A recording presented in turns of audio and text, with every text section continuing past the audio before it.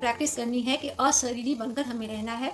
हर कर्म करना है, लेकिन हर कर्म को करते हुए हमें बाबा की याद में रहना है और बाबा के साथ रहना है। हमेशा एक-एक पल बाबा के साथ रहना है, क्योंकि बाहर की कोई भी नेगेटिव शक्ति या बाहर की कोई भी ऐसी नेगेटिव माने जो हमारे विकार हैं, जो बाहर के विकार हैं, नेगेटिव शक्तियाँ हमें नुकसान नहीं पहुँचा सके। क्योंकि हमें अपने चारों ओर एक प्रोटेक्शन बनाना है, बाबा की एनर्जी का प्रोटेक्शन। क्योंकि बाहर का जो वातावरण है, उस वातावरण से खुद का बचाव करना है और साथ ही वातावरण को ठीक करने के लिए बाबा से सकाश लेकर वातावरण को भी देना है, प्रकृति को भी देना है। क्योंकि तभी हम प्रकृति को सकाश दे सकते हैं और भटकती हुई आत्माओं के मन को शांति दे सकते हैं और इस विनाश का जो समय है उसको हम खत्म कर सकते हैं। हमारे सभी आत्माओं का यह परम कर्तव्य है कि अभी ज़्यादा से ज़्यादा समय योग में बिताएं और अपना धंधा बना लें कि कैसे भी यह प्रकृति शांत हो जाए और यह वायरस चला जाए और जो भी दुखी आत्माएं हैं, जो बीमार आत्माएं हैं, उनको शांति मिल जाए। यह हमारा सबसे बड़ा धंधा होना चाहिए अभी, क्योंकि अभी तो काम उतना है नहीं, सारे लोग लॉकडाउन में हैं।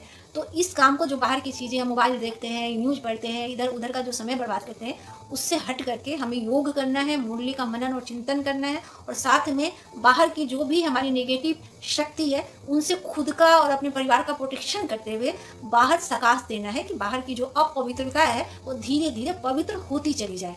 तो बाबा ने अव्यक्त इशारा जो दिया था, जो बहुत बाबा कहते हैं कि आपको शरीर बहुत खींचता है, शरीर के रिश्ते खींचते हैं, शरीर के नाते और है ना, शरीर का जो देहभान होता है, धन दौलत सब बहुत खींचता है। लेकिन यह आपका सत्य नहीं है, क्योंकि एक दिन ऐसा आएगा कि शरीर एकदम शांतचित हो जाएगा, एनर्जी जो है मेरे पास आ जाएगी। तो इस एनर्जी को क्या करना है, मेरे से कनेक्शन रखना है कि अंत समय में ऐसा नहीं हो कि आपका मुंह में फंसे हुए आप रह जाए। कहते हैं कि आज माने अगर बूढ़ा भी हो जाता है इंसान, अगर किसी मुंह में फंसा हुआ रहता है तो उसका शरीर नहीं छूटता है, चाहे वो कितना भी कष्ट झेले, उसको जिस चीज़ की लालसा होती है वह चीज़ उसे मिल नहीं जाती तो वो शरीर नहीं छोड़ता है। ये एकदम सत्य है। वो तड़पता रहता है, दूसरों को भी दुख देता है, खुद भी दुखी रहता है। तो ऐसी जो आत्माएं जो है, उनको क्या होता है कि प्राप्ति की लालसा होती है, उनका ध्यान या तो किसी व्यक्ति में फंसा होता है या धन में या किसी भी चीज़ में। तो ऐसी आत्माएं जल्दी शरीर नहीं छोड़ती और कष्ट में रहती है। तो ऐसा नहीं हो कि आपका जब शरीर छूटने का समय हो तो आप भी किसी चीज़ में फंसे रह जाओ और बाबा आए और खाली हाथ लौट जाए। तो कर्मातीत अवस्था को प्राप्त करना है,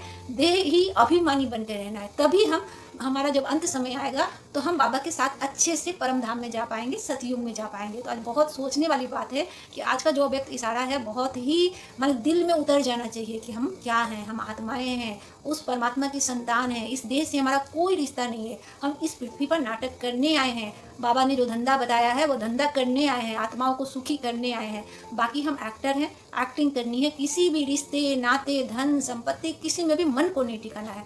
कर्म करना है लेकिन बाबा की याद में करना है, बाबा के प्यार में करना है।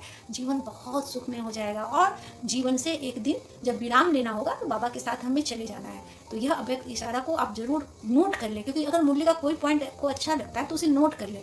डेली मुरली से 3-4 पॉइंट को नोट कर ले और रात में सोते समय उसे 3-4 बार उसे याद करें। तो वैसी स्थिति में क्या होगा ना, वो मुरली का पॉइंट आपका हो जाएगा, आपको हमेशा याद रहेगा। क्योंकि धारण करना बहुत ज़रूरी है। जब तक धारण नहीं करेंगे तो मुरली सुनने का कोई महत्व नहीं है। मुरली सुनते वक्त एक तो कर्मातीत अवस्था में बैठकर और देह अभिमान से परे होकर सुनना है, और दूसरा है कि उस मुरली को धारण करना है, तभी आपको फायदा होगा। तो नहीं तो कोई भी फायदा नहीं है। एक एक मुरली का एक एक वाक्य है ना, करोड़ों का है। आप ऐसा सोचेंगे ना कि भगवान आपको पढ़ाने आ रहा है और एक एक वाक्य करोड़ों का है, तो आपको खुद ब खुद लगेगा कि माने अंदर से आपको एक नशा, रूहानी नशा चढ़ जाएगा। आपके अंदर ऐसा लगेगा कि जैसे आपको अमृत मिल गया। तो अमृत कोई भी छोड़ता है क्या?